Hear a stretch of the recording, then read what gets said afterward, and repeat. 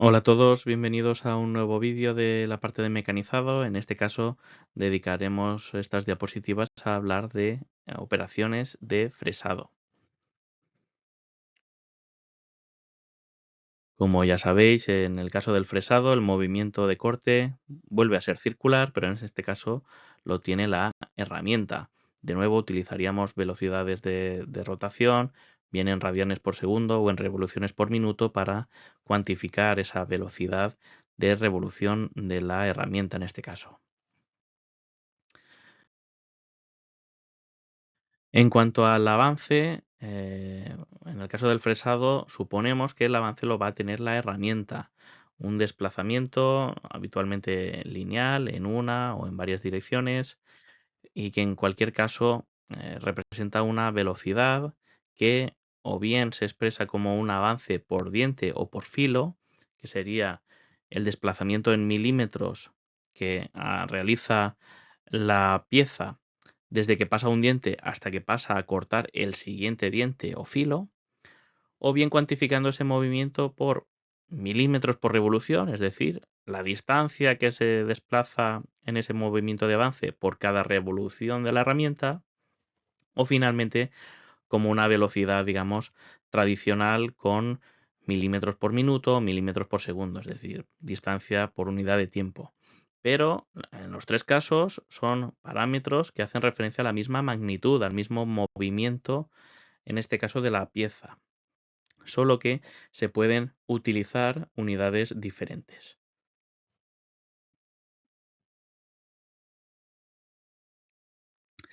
En el caso del fresado también encontramos una diferencia importante respecto del taladrado en cuanto a la profundidad de pasada,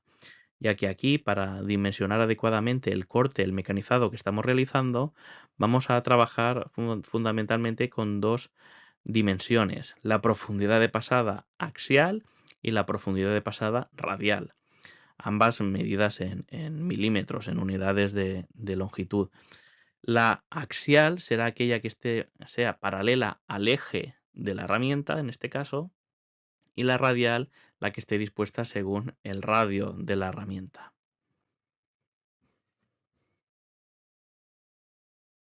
Utilizamos esta diapositiva para ejemplificar ambas dimensiones en diferentes tipos de operación de fresado. Por ejemplo, en un fresado combinado en que estemos mecanizando una especie de escalón, mecanizando simultáneamente un plano y dos planos, dos superficies diferentes, en este caso ortogonales entre sí, o no exactamente ortogonales por la disposición de la plaquita, pero una especie de escalón. Identificaríamos esas dos dimensiones, la profundidad de pasada axial en la parte superior, dibujada, trazada, paralela al eje de la herramienta, mientras que en la vista de planta que vemos en la parte inferior, trazaríamos la dimensión de profundidad de pasada radial, aquella que podemos trazar en el mismo dibujo en que podríamos trazar también el radio o el diámetro de la herramienta. En el caso del ranurado, aplicando los mismos criterios, veríamos que, de nuevo, en este caso estamos haciendo una ranura, la profundidad de pasada axial correspondería a la profundidad de esa ranura que estamos mecanizando, mientras que la profundidad de pasada radial correspondería al ancho que además coincide en esta operación con el diámetro de la herramienta, el diámetro de la fresa que utilizamos.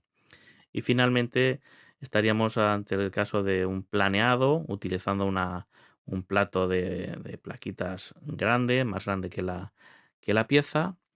en cuyo caso la profundidad de pasada axial correspondería a ese espesor en que estamos reduciendo la altura de la pieza, mientras que la profundidad de pasada radial, en este caso, corresponde al ancho total de la pieza. Estamos mecanizando la pieza en su totalidad en una única pasada.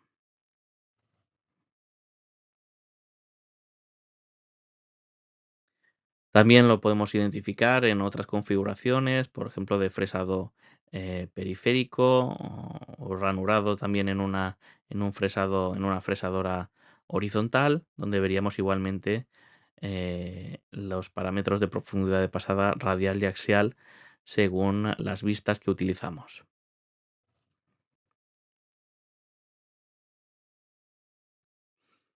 Otro de los parámetros habituales en este tipo de dibujos, el ángulo de posición principal, se respeta igualmente la definición que venimos dando, el ángulo que se traza entre la dirección de avance horizontal en esta vista y el filo principal de corte.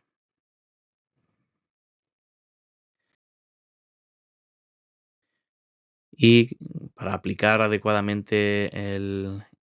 método de resolución en el cálculo de fuerzas es necesario identificar y calcular el área de la sección de viruta. En este caso, vemos en la parte izquierda cómo dibujaríamos esa forma de romboide con esa orientación y a la derecha tendremos esa vista ampliada. Y si bien se puede parecer bastante a la que comentamos en el vídeo de torneado, hay una diferencia fundamental. Y es que de primeras no hemos dibujado aquí la velocidad de avance para no confundirnos, y el principal detalle a tener en cuenta es que el espesor de esa viruta no se ha identificado con la letra T, sino con HM. Esto lo que nos tiene que recordar es que, en este caso, la sección de la viruta no tiene un área constante, sino que vamos a calcular un valor promedio y por tanto utilizamos el valor medio de ese espesor de la sección de viruta. De manera que, en este caso, el área de la sección de viruta, en el caso del fresado, únicamente se va a calcular como el ancho de la viruta por el espesor medio de la viruta. Y no hay otra combinación posible. Aquí no interviene o no hay posibilidad de calcularlo en función de la velocidad de avance. El ancho de la viruta por trigonometría se puede sacar y el espesor medio de viruta viene calculado por dos expresiones que tenéis en el formulario, en función de si estamos en un fresado frontal o un fresado periférico. En el caso del fresado frontal, ¿qué parámetros intervienen en ese cálculo de espesor medio de la viruta? Pues el seno del ángulo de posición principal, 360 y pi son unas constantes. La velocidad sub z quiere decir que es el avance por diente, es decir, dentro de esas opciones que teníamos de determinar esa velocidad o de expresar esa velocidad, la que va en función de el avance por diente. A sub r sabemos que es la profundidad de pasada radial, la D mayúscula se referirá al diámetro de la herramienta y finalmente esta letra phi hace referencia al ángulo de corte que discutiremos en unas diapositivas más adelante. En el caso del fresado periférico, igualmente participan una serie de parámetros que serán datos, serán fáciles de obtener, avance por diente, profundidad de pasada radial, el diámetro y también el seno de ese ángulo de posición principal. En función del tipo de operación en el que estemos, aplicaremos una u otra para obtener el espesor medio de viruta.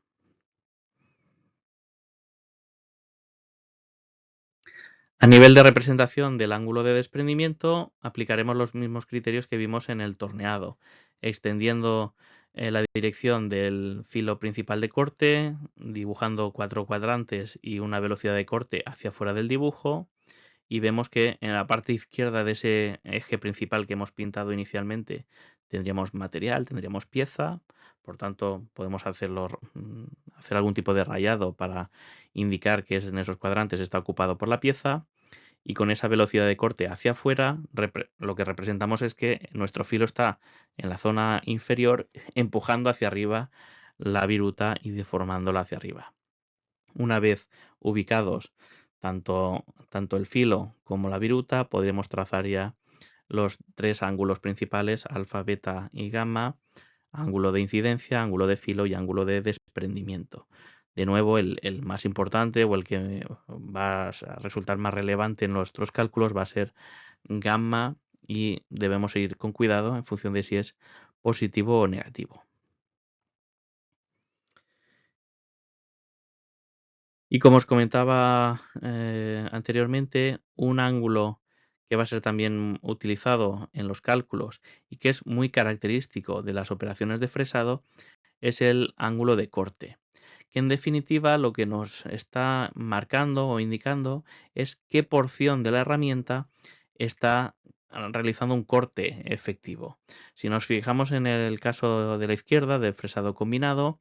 estaríamos, digamos, mecanizando esa especie de escalón y a pesar de que la herramienta a lo largo de toda su circunferencia tiene múltiples filos, identificado por la letra Z, puede tener 5, 8, 10, 14, el número de filos que corresponda. Únicamente aquellos filos que están ubicados dentro de ese sector marcado en rosa serían los que en ese instante realmente estarían cortando. El resto de dientes estarían completando el giro, la circunferencia, hasta volver a penetrar en la herramienta, en la pieza, disculpad. Por tanto, se van intercalando,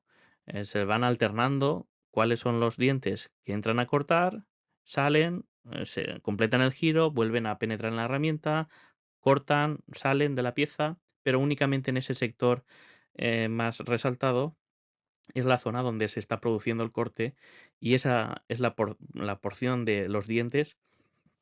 que estarían realizando el corte en ese instante. Lo mismo sucedería con el ranurado, solo que en este caso, si analizamos la operación, vemos que se está utilizando la totalidad del diámetro de la herramienta para mecanizar esa ranura y por tanto, si imaginamos un diente realizar esa trayectoria circular, entra a cortar, según esa dirección de giro, entraría a cortar por la parte inferior, completaría media circunferencia cortando y generando viruta, y cuando llega a la posición superior, el espesor de la viruta ya sería muy cercano a cero, terminaría el corte, y la otra mitad del giro lo haría, digamos, en vacío, sin cortar. Por tanto, la mitad del tiempo estaría cortando y la otra mitad desplazándose en vacío. O si lo queremos interpretar de otra manera, en este instante, en esta instantánea, en esta fotografía, la mitad izquierda de los dientes están cortando, mientras que la mitad de la derecha, esos dientes estarían en ese momento sin cortar. Finalmente, ese mismo criterio se puede aplicar a otras operaciones y aquí se muestra también la del planeado. Podemos dibujar, apoyándonos desde el centro de la herramienta, el ángulo que marca esa porción de la circunferencia donde se está realizando ese corte, mientras que el resto de la circunferencia no habría en ese instante corte.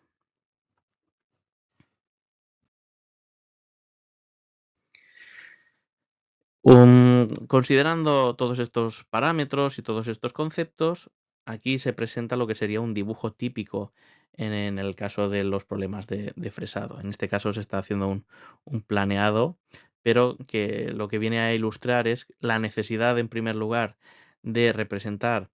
planta y alzado de una operación para poderla entender adecuadamente y acotar, indicar los parámetros principales y entender bien esa operación en líneas generales. Y sobre esas dos vistas ya se añaden tanto el esquema en el que representar los ángulos, alfa, beta y gamma, como una última imagen o una última ilustración en la que representar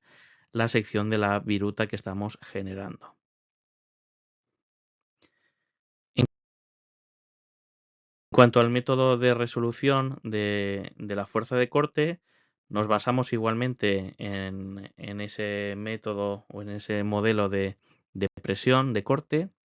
solo que en este caso lo aplicaremos a la resolución de la fuerza de corte media, porque recordamos que aquí siempre son valores medios, espesores medios, áreas medias, fuerzas medias, y lo resolveremos primeramente para un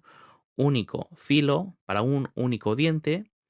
para finalmente multiplicarlo por el número de dientes que están cortando simultáneamente. Esa expresión que tenemos en la zona superior. La fuerza de corte media, pero global de toda la herramienta, sería la que ejerce un diente por el número de dientes que están cortando simultáneamente. ¿Cómo podemos obtener ese valor, ese parámetro Z sub C? Pues es básicamente una regla de 3. Si en la circunferencia completa de la herramienta, en 360 grados, tenemos Z dientes, en esa porción que resaltábamos, en ese ángulo phi que hemos representado, ¿cuántos dientes hay contenidos? Resolviendo esa regla de 3 o aplicando la expresión que veis en pantalla, obtendríamos el número de dientes que cortan de manera simultánea.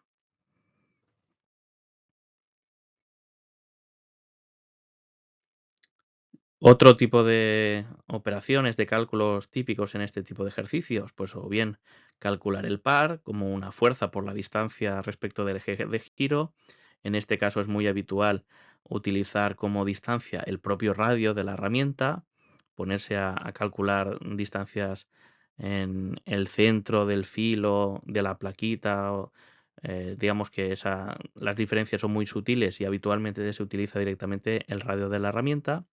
Mientras que en términos de potencia, la forma habitual de calcular la potencia sería ese par que acabamos de calcular por la velocidad de giro de la herramienta. Recordad utilizar unidades del sistema internacional, en este caso radianes por segundo, para poder obtener las unidades adecuadas de potencia, de vatios.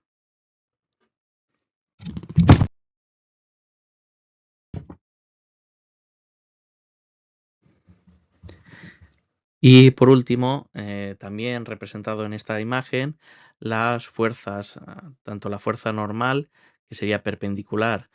a el filo principal de corte. En esta ilustración o en esta vista, recordamos que la fuerza tangencial de corte sobresaldría de la pantalla, sería perpendicular al monitor o a la pantalla, mientras que la fuerza normal queda dibujada perpendicular al filo y la podríamos descomponer tanto en la normal, en la componente radial y en la componente axial, pues esta última paralela al eje de giro. Un ejemplo muy sencillo, estas componentes evidentemente dependen de la orientación del filo principal y por tanto del ángulo de posición principal. Si estuviéramos ante un ángulo de posición principal de 90 grados, veríais que toda la normal coincidiría con componente radial y no tendríamos componente axial, por poner un ejemplo. Pero lo habitual es que tengamos un ángulo de posición principal diferente a los 90 grados y nos aparezcan esas dos componentes, de manera que el ejercicio habitualmente pide que demos el valor para una componente u otra. Pues hasta aquí el vídeo de fresado. Nos quedará algún vídeo adicional para tratar tanto las operaciones de taladrado como de análisis de tiempos y costes.